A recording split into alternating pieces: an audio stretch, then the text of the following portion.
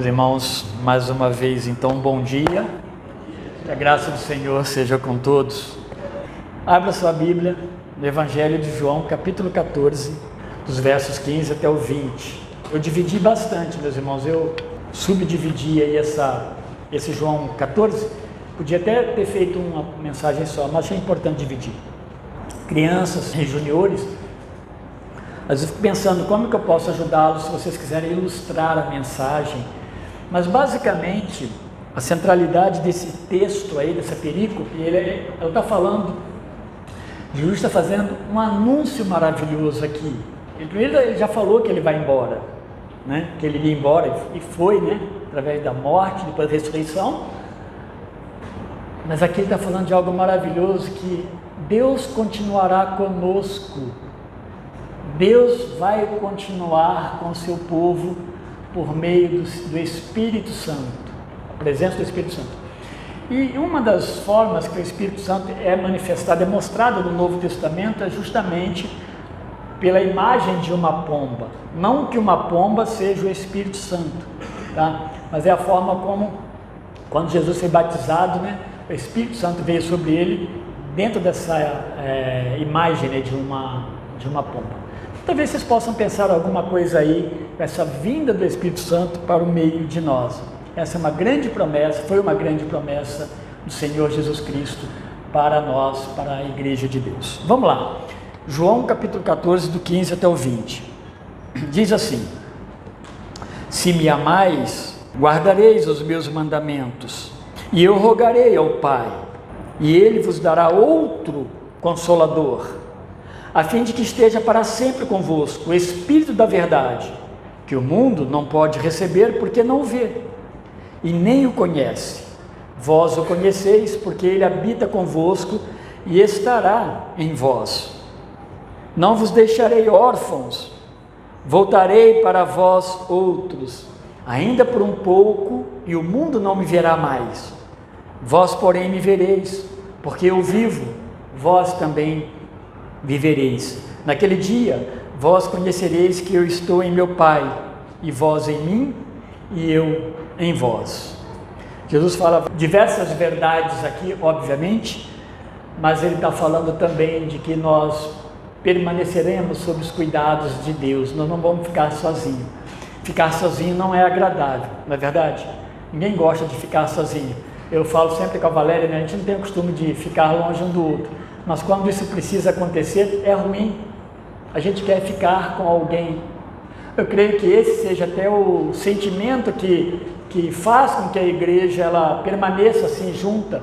Esse grupo de pessoas, né, no meio de uma cidade, eles se reúnem em vários lugares, eles têm coisa em comum, mas também, meus irmãos, essas coisas comuns nos aproximam, faz com que nós sintamos necessidade de estar juntos.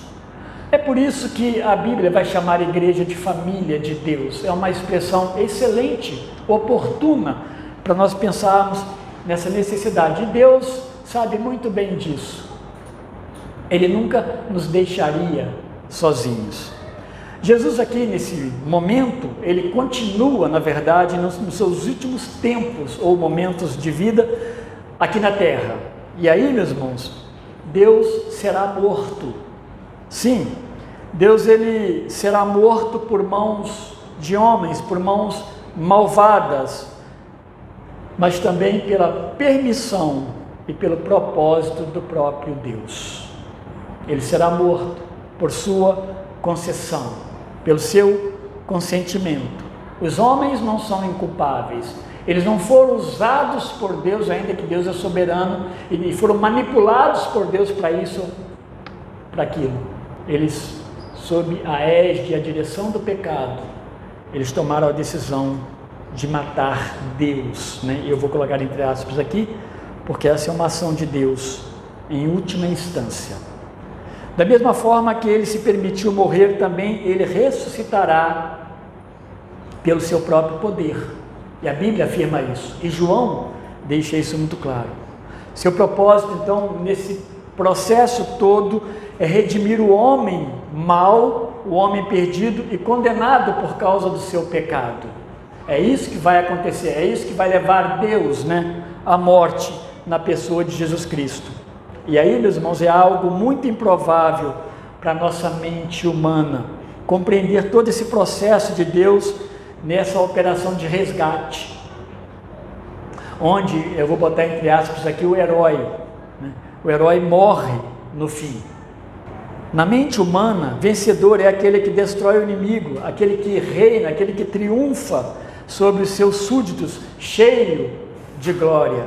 Mas não é assim Deus, não é dessa forma, não é dentro dessa perspectiva humana de triunfalismo que Deus opera no meio de nós. Cristo, ele não é um herói fictício, criado pela mente ou imaginação do homem. Ele não é governado por mentes humanas triunfalistas, que desejam pódio, grandes posições. Não é assim que Deus pensou a grande vitória. Cristo, ele vai para a cruz, e é justamente aí que se dá o triunfo, a vitória da vida e também a derrota da morte. Havia algo que nos perturbava, meus irmãos, que é a morte. A morte, como vencer a morte e o que pode haver depois da morte? Então, Cristo, ele vem não como um herói, mas ele vem, e nem como um mártir, ele vence a morte. Paulo escreve muito bem isso em 1 Coríntios capítulo 15. Ele vence a morte, ele derrota a morte. Então a morte, ela foi derrotada por Cristo Jesus quando ele vai para a cruz por causa do grande amor de Deus. O hino 36 do nosso cenário, cantamos ele aqui quinta-feira, mas na primeira estrofe desse hino 36 do nosso cenário, ele fala do amor que moveu Cristo para fazer tudo isso que estamos falando aqui, ou que estou falando. Ele diz assim: maravilha do amor de Jesus, desse admirável amor sem igual.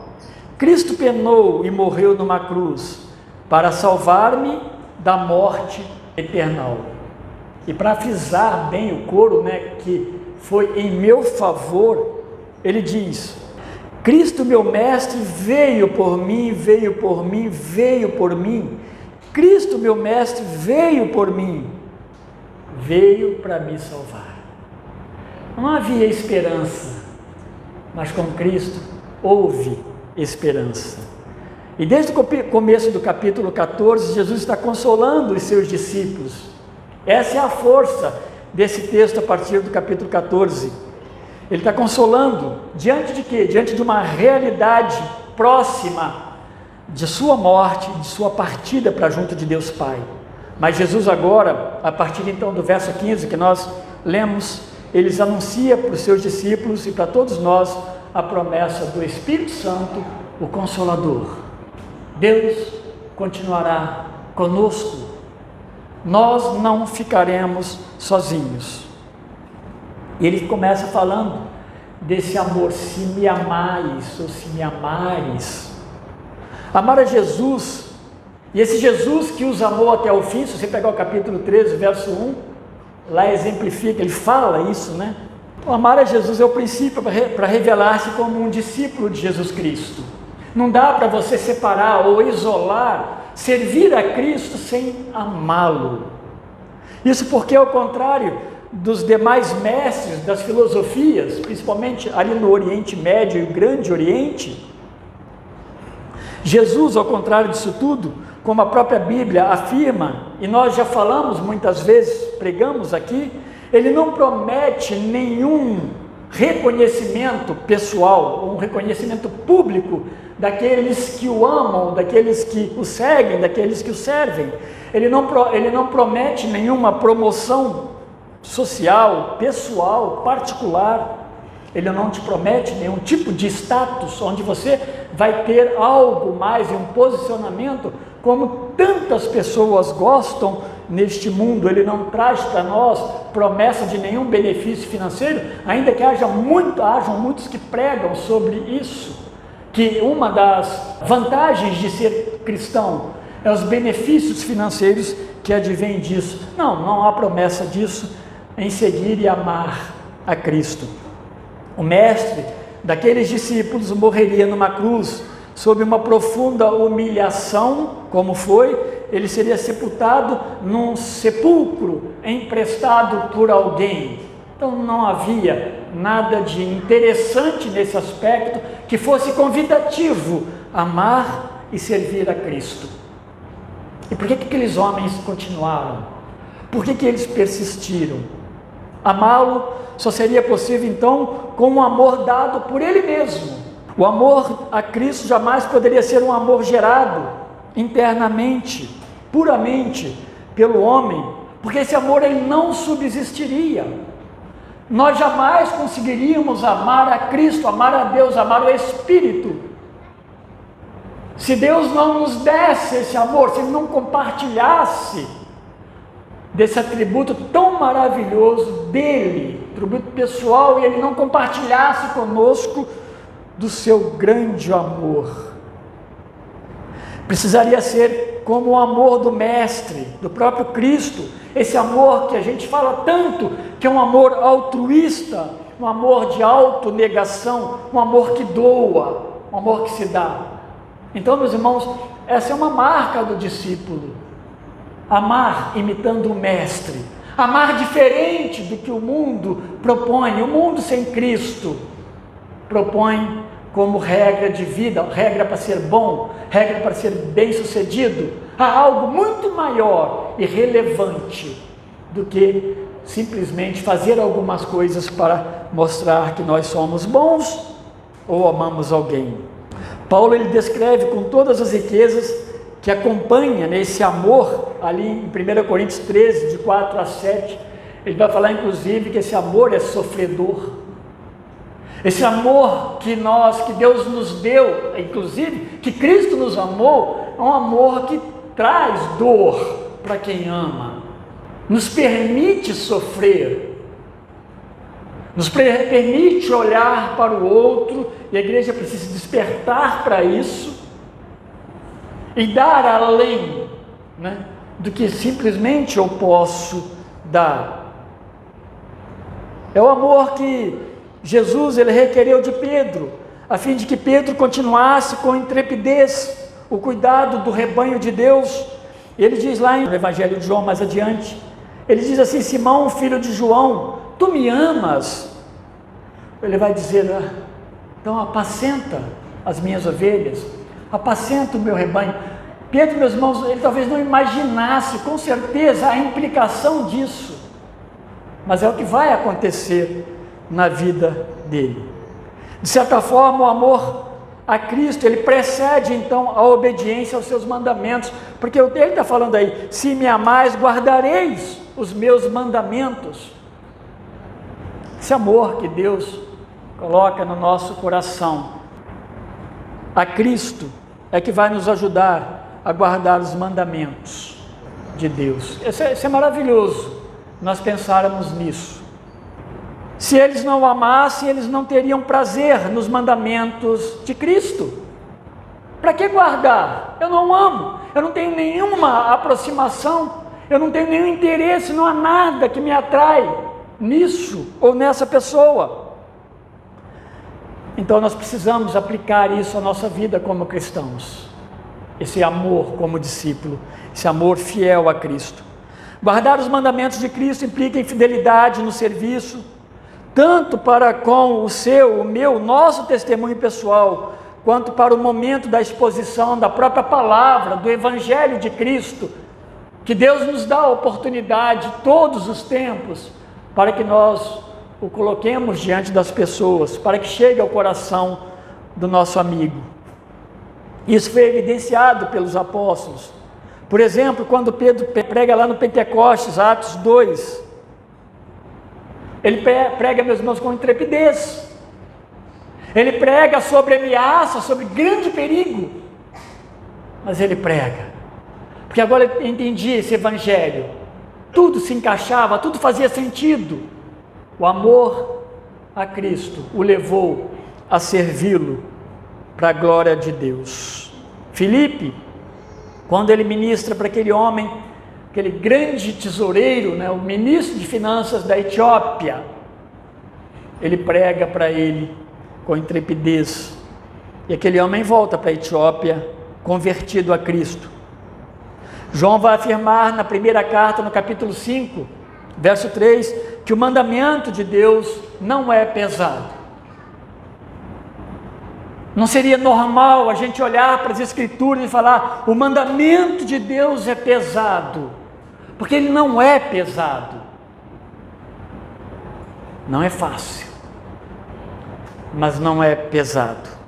Por outro lado, quando Paulo pregou lá em Éfeso, olha que coisa interessante, lá Paulo realiza muitos milagres, houveram muitas conversões, houve um tumulto, um alvoroço lá em Éfeso, quando Paulo e seus companheiros chegam pregando o Evangelho, mudança de vida, pessoas jogando livros de magia fora, e a cidade começou a não ter mais lucro nessas coisas, e houve uma contestação e uma perseguição a Paulo.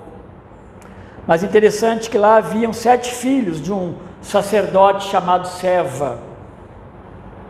Eles tentaram copiar o que Paulo fazia, eles olharam Paulo e foram olhando como que Paulo fazia, o que Paulo falava quando as pessoas eram curadas e os milagres aconteciam. E eles vão até uma pessoa possessa de espírito maligno, e eles chegam para essa pessoa e diz: esconjuro-vos por Jesus, a quem Paulo prega. E o fim, daqueles homens não foi um fim de morte, mas foi terrível o final dessa história, porque eles foram agredidos pelo espírito maligno, aqueles 7 homens.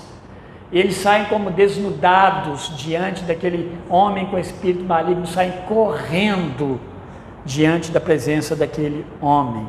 Eles não eram discípulos de Jesus, eles não amavam a Cristo, e muito menos eles guardavam os mandamentos de Cristo, diferentemente de Paulo.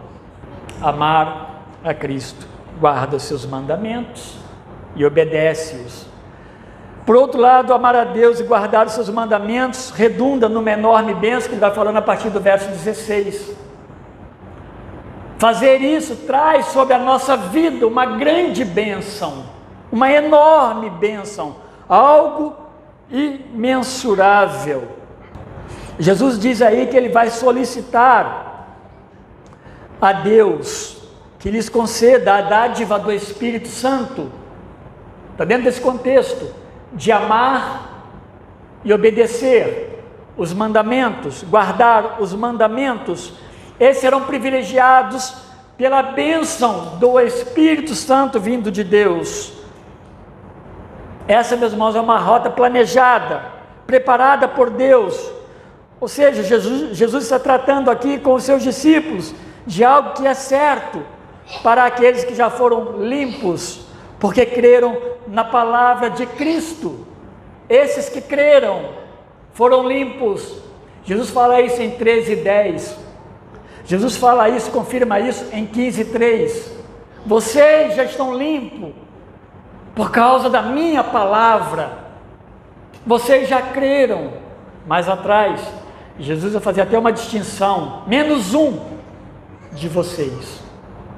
Isso é maravilhoso, meus irmãos. Essa bênção que será derramada nesse contexto aqui sobre aqueles que amam a Cristo e o obedecem. São os que creram, são aqueles que passaram então a amar a Cristo. Solicitar a Deus, ele diz aí: eu solicitarei ao Pai.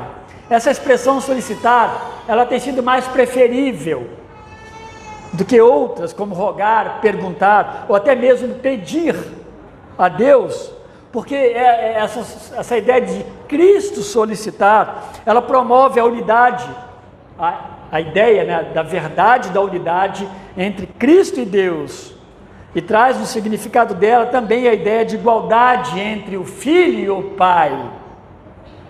Diferencia Jesus de nós, que oramos pedindo, enquanto Jesus, o Filho, ele solicita ao Pai. Ele e o Pai são iguais em poder. Aqui é uma função em que Cristo cumpre diante do Pai como enviado do Pai na sua missão de redimir o homem do seu pecado. Essa promessa então do envio do Espírito Santo, ela está entre as mais importantes no significado da continuidade de Deus no meio do seu povo. Deus está dizendo assim: eu continuarei no meio de vocês. Dá para imaginar o que passava na mente daqueles discípulos naqueles dias em que o mestre sairia da presença deles. Até então a cruz ainda era muito, eles ouviram sobre isso, mas era ainda uma coisa muito duvidosa para suas mentes e para os seus corações. Mas se lá no Antigo Testamento Deus se apresenta de várias maneiras, nas teofanias, por exemplo, nos sinais no próprio templo que Deus fez de várias maneiras, em vários momentos, até mesmo por meio do próprio Espírito Santo, quando Deus se manifestou diversas vezes, a gente vai ter então no Novo Testamento a presença de Deus se humanizando, primeiramente através de Cristo. Vocês percebem que Deus nunca nos deixa sozinho? Ele está sempre no meio de nós. Por fim Ele se revela na pessoa de Cristo, e vem a cruz, mas agora Cristo diz que Ele vai voltar para junto de Deus Pai, contudo permanecerá junto com os seus por meio do teu Santo Espírito. O Espírito vai continuar, meus irmãos, Deus está conosco. Essa é a maravilha que nos sustenta como igreja. Agora Cristo diz que vai voltar, e que o Espírito continuará no meio de nós. Ele vai manifestar no meio de nós. O Dr. Gordon Fee, um livro muito antigo, meus irmãos, tem lá na minha prateleira, eu estava vendo a data dele, de 97, não tanto antigo assim, mas é de 97, falando sobre isso. Paulo, o Espírito Santo e o povo de Deus, nesse livro, ele diz que na visão de Paulo, a vinda do Espírito Santo significava a chegada da nova aliança, prevista pela circuncisão do coração, prenunciada lá em Deuteronômio, capítulo 30, verso 6. Na verdade, essa marca da nova aliança, a nova aliança está inaugurada, obviamente, com a morte, ressurreição, com a vinda de Cristo, sua morte, especificamente sua morte, ressurreição e ida para o céu, mas agora a presença do Espírito Santo. Lá em Deuteronômio 36 diz assim: o Senhor teu Deus circuncidará o teu coração e o coração de tua semente, para amares ao Senhor teu Deus com todo o coração e com toda a tua alma, para que vivas. Porque se Deus não fizer isso, meus irmãos, nós não conseguimos amá-lo. É Deus que opera, é Deus que não se esqueceu de nós, que fala no passado, e não tem passado para Deus, né? Ele continua falando ao nosso coração. Muitas palavras, elas podem ajudar a nós, né, na definição da missão do Espírito Santo. O pneuma, o Espírito de Deus. A palavra advogado é usada para Jesus, em alguns textos, é usada para o Espírito Santo, ajudador, auxiliador, consolador, conselheiro e tantas outras. Jesus fala que esse é o outro consolador, é o outro ajudador, porque na verdade Jesus, o primeiro, nesse sentido aí, o primeiro consolador da alma do homem, se nós não ignorarmos Deus, aqui não é esquecermos de Deus, mas presente no meio do povo, Jesus é esse primeiro consolador da alma do homem. E lá em 1 João 2,1 é usado para Jesus a ideia do advogado que intercede pelos nossos pecados junto de Deus. E a palavra advogado lá em 1 João 2,1 é paracleto ou parácleto, que é a mesma expressão usada para o Espírito Santo. E aí nós vamos voltar, né, à teologia, o ensino de que a unidade da Trindade, e como eles são iguais em poder, a mesma essência. E aqui, agora, ele está falando de um outro paráclito, um outro ajudador, mas porque Jesus está retornando ao céu. Agora virá o Espírito Santo, o selo da promessa, como você vê lá em Efésios 1,13, que o Espírito habita na vida do que é salvo por Cristo. Esse é o sentido daquele texto de Efésios, capítulo 1, verso 13. Ele é alguém como Jesus, ele é como Deus Pai, ele é divino, ele faz parte da Trindade, ele é uma pessoa, nós não o vemos, mas ele é um ser pessoal, e ele operará em nós para a glória do Filho. João 16,14 fala isso, que a operação do Espírito é para a glória do Filho, porque as obras do Espírito Santo vai nos fazer olhar para o Filho, para aquilo que o Filho fez em nós através da cruz, da morte e da sua ressurreição, e não é para qualquer tipo de exaltação pessoal, da minha ou da sua parte. Muitas vezes tem se usado a pessoa do Espírito Santo como provedor de superpoderes, que nos coloca numa condição de, às vezes, eu espero que isso aí não seja uma realidade, né? De superioridade sobre muitos e tantos outros. Não é isso. Não foi para isso que o Espírito se manifestou e veio para o meio de nós. Eu creio, meus irmãos, que o Espírito Santo ele possa se juntar àquela promessa contida lá em Mateus 28, 20, que aquela promessa ela é específica ali falando de Cristo, ele permanecerá, no sentido de que, olha, tudo que eu ensinei para vocês vai permanecer, vocês vão permanecer sendo protegidos, mas eu acredito que há essa junção também da presença do Espírito, quando ele diz, eis que eu estou convosco todos os dias, até a consumação dos séculos, e João escreve no final, amém. É Deus não deixando você sozinho. Por que você sente alegria, mesmo diante de tantas lutas, tantos desafios? Por que é uma alegria? Não é uma alegria que faz você rir das situações, é uma alegria que faz você sentir e ter paz diante dos grandes desafios que nós nos deparamos no dia a dia. O Espírito Santo então nos proverá de encorajamento, porque ele habita na vida daqueles que creem. Ele vai habitar em nós, essa é a promessa de Jesus ali. Em sua manifestação no meio de nós e em nós, a Bíblia afirma que ele fala. E aqui eu estou colocando alguns atributos do Espírito na operação nas nossas vidas. Ele fala ali em Atos, vários versículos, para citar aqui. O Espírito agindo em nós, ele ensina. Ele nos ensina. João 14, 26, eu vou ler. Mas o Consolador, o Espírito Santo, um pouquinho mais adiante esse texto aí, tá? A quem o Pai enviará em meu nome, esse vos ensinará todas as coisas e vos fará lembrar de tudo o que vos tenho dito. Isso vai acontecer na vida deles. Eles começam a fazer citação das palavras de Jesus. Depois eles vão escrever os evangelhos, alguns deles, né, que não foram todos eles discípulos, mas escreve o evangelho. Paulo é revelado de uma forma especial e maravilhosa por Cristo. É revelado a ele o que escrever e o que deixar para nós como palavra, porque ele ensina. A Bíblia diz que ele perscruta o nosso coração, ele examina, ele sonda. Lá em 1 Coríntios, a Bíblia diz que o Espírito Santo intercede por nós e através de nós também.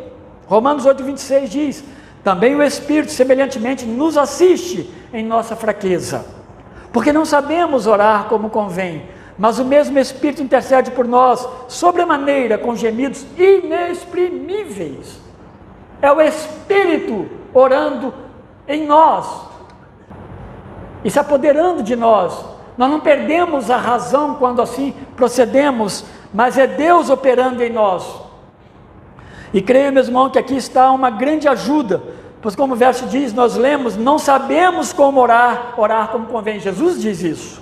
No entanto, o Espírito Santo nos ajuda a orar em conformidade com a vontade de Deus, a fim de sermos atendidos. Lá mais atrás, no capítulo 14, verso 13 e verso 14, fala que Deus, o Senhor nos atende nas nossas petições, porque nós aprendemos a orar em conformidade. Isso eu preguei da vez passada. Nós aprendemos a orar em conformidade com a vontade de Deus. Sim, Ele nos atende. Estamos orando na conformidade daquilo que Ele nos ensina. Isso tudo, meus irmãos, então, glorifica a Deus, obviamente. A Bíblia diz mais ainda, ou seja, que Ele ilumina-nos. Vocês lembram que a Bíblia foi inspirada por homens inspirada por Deus, a homens que a escreveram, mulheres, temos o livro de Esther e outros. Mas esse momento de inspiração, ele foi único. A Bíblia está revelada, a inspiração já aconteceu, foi direto de Deus ao homem. Agora Deus nos ilumina para nós interpretarmos a palavra dele, é iluminação. E a Bíblia diz então que o Espírito Santo, lá em Efésios 1, 17 e 18, é um dos textos, ele nos ilumina, ele opera também em nós a regeneração, o nascer da água e do Espírito Santo.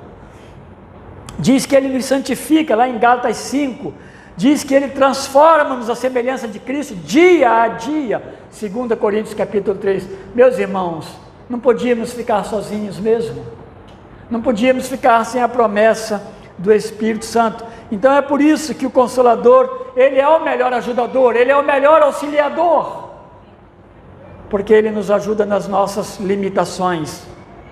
Diz que no verso 17 ainda que ele nos guiará na verdade, porque ele é a verdade, porque ele faz parte da Trindade que é a verdade. Nós seremos sempre distintos dos demais moradores desse mundo. Jesus diz que os moradores deste mundo não o vê e nem o conhece. Mas isso é diferente para nós. E essa distinção ela não se dá tão somente por meio de algum mérito nosso, mas porque o Espírito Santo nos preservará na verdade, nos fará ser diferente. A igreja nem é diferente por causa de coisas diferentes que nós fazemos por nós mesmos, mas porque o Espírito Santo opera em nós e através de nós. Dessa forma, vida, olhar, pensamento, conduta, nem tudo nós seremos diferentes, porque o Espírito habita nos filhos de Deus. Então, meus irmãos, a verdade de Deus, ela será a nossa nova forma de viver. E isso só pode ser possível pelo poder do Espírito. É pela presença do Espírito que a igreja cresce. É pela presença do Espírito que a igreja amadurece espiritualmente e se torna adulta. Você não vai ter vontade de ler a Bíblia por si mesmo. Ou você vai ler como alguém que disse para mim que leu a Bíblia 7 vezes, mas ele não conhecia. Ele não tinha uma vida com Deus. Ele não vivia, porque ele não amava Cristo.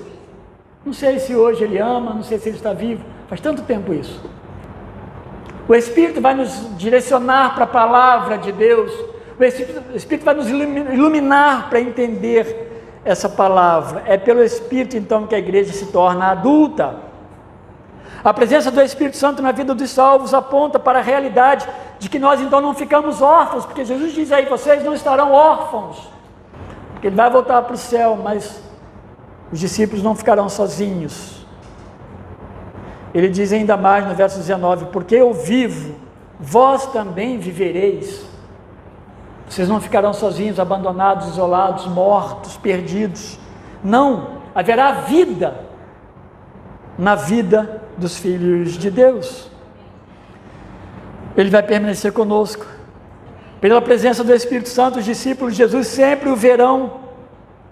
No verso 20, então, Jesus aponta que há uma unidade de essência entre ele e Deus Pai. Parece que ele muda de assunto, mas não. E aí, meus irmãos, ele veio do Pai. Está dizendo, ele veio do Pai, ele vai retornar para o Pai. Há uma unidade, há uma vida comum. É uma unidade que ela não cresce e ela nem diminui. Essa unidade de Deus Pai, Deus Filho, Deus Espírito. Porque ela já está pronta, ela é absoluta. Ela já está já está formada na sua essência. Jesus, Deus e Espírito não precisam de um dia crescer mais a unidade deles, o relacionamento deles, porque já está na sua perfeição. Mas Jesus não apenas está dizendo palavras por dizer, existe propósito nessas palavras, ele está afirmando que este será também o padrão de relacionamento entre Cristo e os servos dele. E será bem diferente da unidade entre Deus e Cristo, embora a Bíblia nos chama atenção para olharmos para esse tipo de união, de unidade entre Deus Pai e Deus Filho e imitarmos, mas a nossa será diferente. Entre nós e Cristo vai ser diferente, vai ser uma união que vai se expandir, e ela vai crescer com o passar do tempo. à medida que o Espírito vai operando em nós, porque Ele está no meio de nós e Ele está em nós, essa unidade, esse relacionamento, ele vai crescendo, ele é crescente, ele não está absoluto ainda, mas ele vai crescendo com o tempo. Ele, então, é essa videira, Jesus, que alimenta os ramos, que somos nós. Nós amaremos mais a Cristo, obedeceremos aos seus mandamentos e nós seremos melhores servos, tão somente pelo poder do Espírito Santo de Deus, que Jesus Cristo prometeu que habitaria em nós. E isso vai acontecer, meus irmãos. Isso vai acontecer. O Pentecostes marca esse grande momento da vinda do Espírito Santo de Deus e a permanência dele. Não há mais evento pentecostal como houve nas Escrituras. Não há algum evento diferente para marcar a presença do Espírito Santo de Deus em nós. É crer, amar, guardar, obedecer os mandamentos de Deus. A promessa é de Deus para nós, do próprio Cristo, que seremos habitados pelo Santo Espírito, sem nenhuma manifestação especial de glossolalia, né? Que é de línguas, por exemplo. Isso é um dom. Isso é maravilhoso, meus irmãos, porque traz alívio à nossa fé, ao nosso serviço a Deus. E por esse encorajamento, então, do Espírito Santo, nós vivemos neste mundo. E vivemos, somos protegidos, guardados, velados por Deus. É pelo poder e operação desse mesmo Espírito Santo é que nós aguardamos com grande esperança a vinda do nosso Senhor e Salvador Jesus Cristo. Sem Ele nós estaríamos desesperançados. Deus está conosco. Deus está presente no meio de nós. Nós não vemos, mas nós sabemos que Ele está agindo no meio de nós. O que você faz para a glória de Deus é o próprio Deus agindo na sua vida. E nós não faríamos isso se Deus não fosse misericordioso conosco. Deus nos abençoe, meus irmãos, e ajude-nos a orar, né, e a sermos instrumentos pelo poder do Espírito Santo, para que de todas as formas nós glorifiquemos a Cristo e glorifiquemos a Deus Pai também, que não se esqueceu de nós. Deus abençoe grandemente sua vida. Vamos orar. Obrigado, Senhor Deus, pela dádiva do Espírito Santo. Obrigado, meu Deus, porque somos consolados pela presença do Espírito. Nós não estamos, ó Deus, tristes porque o Senhor foi. Nós apenas aguardamos agora, ó Deus, a volta do Senhor, com grande alegria, Deus, com grande esperança nos nossos corações. Obrigado pelo Teu Santo Espírito que habita em nós. E obrigado porque Ele é operante na igreja do Senhor. Ajuda-nos, ó Deus, a servi-lo. Ajuda-nos, ó Deus, a sermos santos, porque o Espírito nos santifica, para a glória do Senhor. Guarda a Tua igreja, Pai, e livra-nos do mal. Em nome de Jesus, amém. Deus abençoe a todos.